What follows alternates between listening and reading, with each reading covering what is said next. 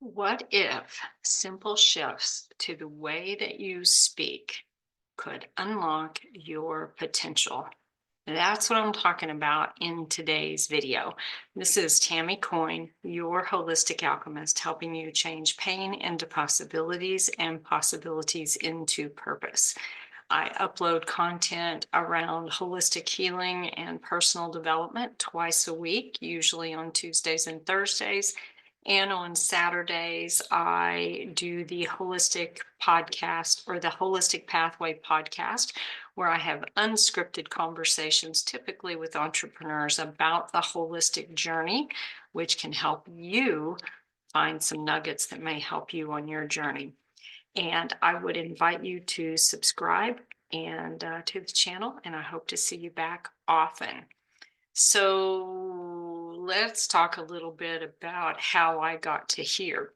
So I have a history of extreme abuse, loss, trauma, and went through a profound spiritual awakening in 2014 and became a spiritual coach. I'm also a transformational coach, a holistic nutrition specialist, a yoga teacher, and a whole lot more. And one of the ways that I have healed and gotten to the other side of complex post traumatic stress syndrome was by doing some very deep processes for healing. But there are also some really simple things that I did, and that's what we're going to talk about today. So, I want you to think about the power of your words. And you can think of your words as prayers that you speak over your life. You can think of them as, spells that you cast over your life. You can consider that the words you say are creating things that you either want or you don't want. Now, let's think about this. What I'm going to share with you is the top 5 words or phrases that I ask my clients and students to completely take out of their vocabulary, or if not completely, how to shift the way that they use them. Now, this is super important, and this is one of the things that I did that helped me get to the other side. So let's talk about what those are.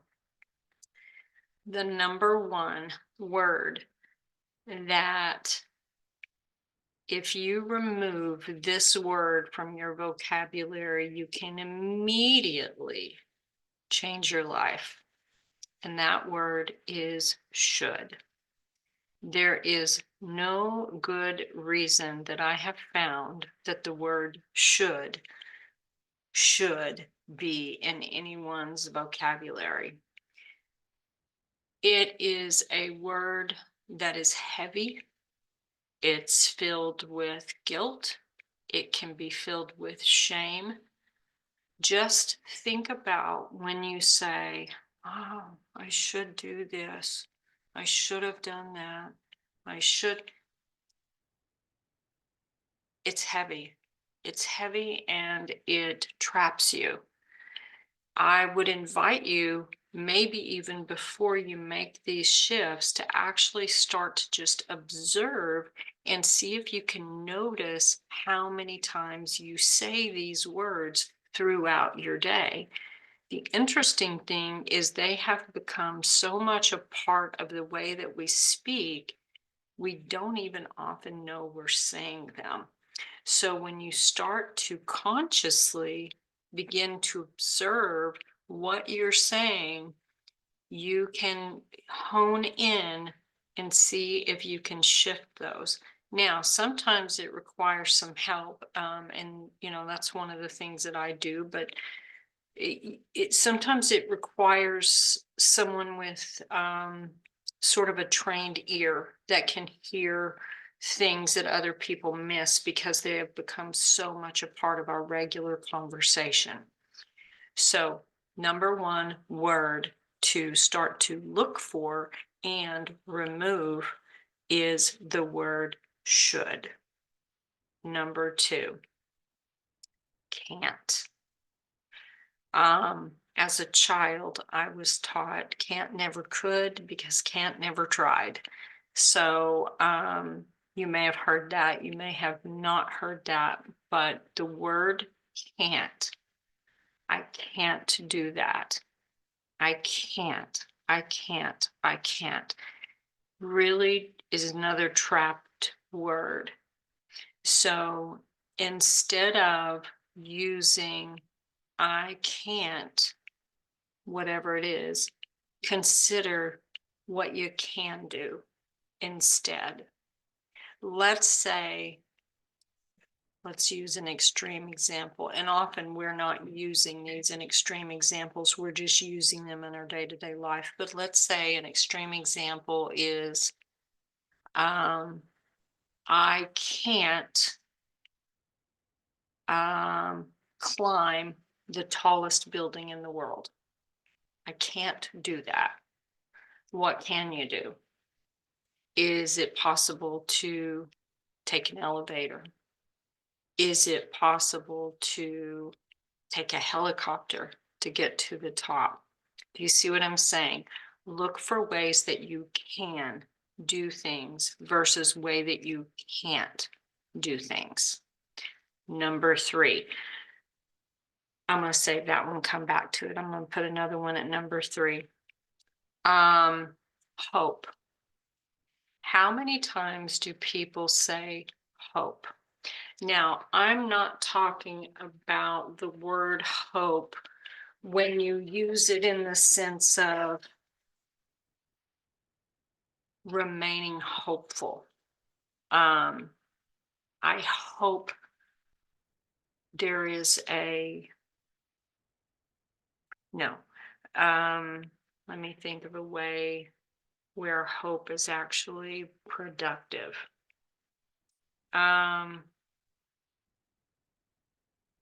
I have hope that I will continue. I am filled with hope. Okay. In that context, it works. Where it doesn't work is, oh gosh, I hope I get that job. Oh gosh, I hope so-and-so calls. Oh gosh, I hope some money comes in. Oh gosh, I hope I get to go on that vacation. When it's used like that, it's very disempowering. What I would invite you to consider is replacing hope for the word know, K-N-O-W. So I know I'm going to get that job. I know the money is coming. I know that's the right relationship for me. Do you see the difference? It takes you from a disempowered state to an empowered state. Give that one a try. Number 4, but. I really love you, but da da da da da. I really think this is a good idea, but da da da da da. How big is your butt? So, but is one of those kinds of things that when you use the word but, it can negate everything that you said before that. So consider this. Let me think. I didn't have examples pre-prepared, so let me think here. Well, I used a couple. Wow, you did a great job on this, but you missed a spot. Mostly all we hear is, but you missed a spot. Yeah, you did great over here, but not so good over here. Well, the way that our brains work, it negates the good part that was said before the but. You can just say statements without using the word but. We can also say it in our heads. I did really great on that interview, but I don't think I'm going to get the job. But I think I screwed up. But do you see what I mean? It can really create a spiral for us. So check out the word but and see when you can remove it and replace it with the word and. Try that out. Now, the last one, and the reason I rearranged these is because these are actually phrases. And there are three phrases, and they're similar, and we can often use them interchangeably. It's need to, ought to, have to. When you need to do something, it also feels heavy. It also feels like a to-do list. Like, I need to do that. I need to do that. I need to do this. I need to do that too. It's heavy. It's very heavy. Now, what I would invite you to consider is what you need to do is self-care. When you say, I need to rest, absolutely. And rest you go. I need to have a massage, absolutely. Get one of those. I need to eat better. Yes, do more of that. But need to, when it starts to feel like a running to-do list, let it go. The other is ought to. It's the same as should. I ought to do this. I ought to do that. I ought to, ought to, ought to. Let it go. The last one, have to. Well, if you have to do something, who wants to? Right? Who wants to? If your life is full of things that you have to do, it really works on the subconscious where you no longer want to do it at all. So a way to reframe that is I get to do this. I'm blessed to do this. And if you don't feel like it's something that you get to do or something that you're blessed to do, can you take it off your plate? Sometimes when we shift just the words that we say, our subconscious then starts to hear that, starts to create new realities for us. So when you, as an example, let's say that you have a job that you aren't particularly fond of. And you say, well, I have to go to work. I have to go to work. I have to go to work. It starts getting to a point where you don't want to go at all because it's something you have to do. So the invitation there would be consider, is this job a blessing? Is it bringing you the financial means to take care of your family? Is it something that you're blessed to do? Is it something that you get to do? Start to look and see if it's a shift that you can make. Now, if it's one that feels soul crushing, that is not in service of you and feels like it has become drudgery, then absolutely look for a different job. And in the meantime, consider something like, I get to receive a paycheck from this company while I'm looking for another job. I'm blessed to receive the benefits I can from this place while I'm finding my other way out. Or I'm blessed to, I get to experience life at this place that has shown me it is not the right step for me. That's a blessing. Now I get to move on. Do you see how powerful the shift in these words can be? It's not something that happens overnight. And again, I would invite you to begin by observing, listening. How often do you say these words? Then you can begin to listen to how much everyone else says them. It has become normal ways of speaking that actually is just keeping you stuck. I often use the analogy of getting your car stuck in the mud and you just spinning the tires and spinning the tires. Think of that as the neural pathways in the brain. And you say these things over and over and over again.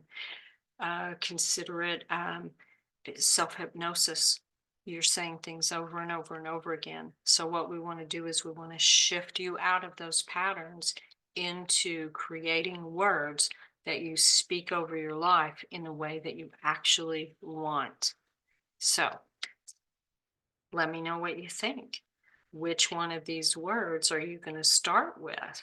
Are you going to give this a try? Have you been doing it? Let me know. Let me know how it's working for you. So, in summary, the top 5 words or phrases that I invite you to remove from your vocabulary: number 1 is should, number 2 is can't, number 3 is hope, number 4 is but, and then the phrases need to, ought to, have to. So I hope you found this helpful, and I would love it if you would like the video and subscribe to the channel. And I look forward to seeing you in the future. Also, I do offer a free holistic consultation with me. It's usually about an hour long. We get to talk about what you've got going on, what I do, and see if we might be a good fit to work together. It's often hard to find like-minded people on our journey. It's especially hard to find someone who can actually help you get to the other side. I will have a link in the description and in the comments below. Thanks so much for watching me. This is Tammy Coyne, your holistic alchemist, helping you change pain into possibilities and possibilities into purpose. See you soon. Bye-bye.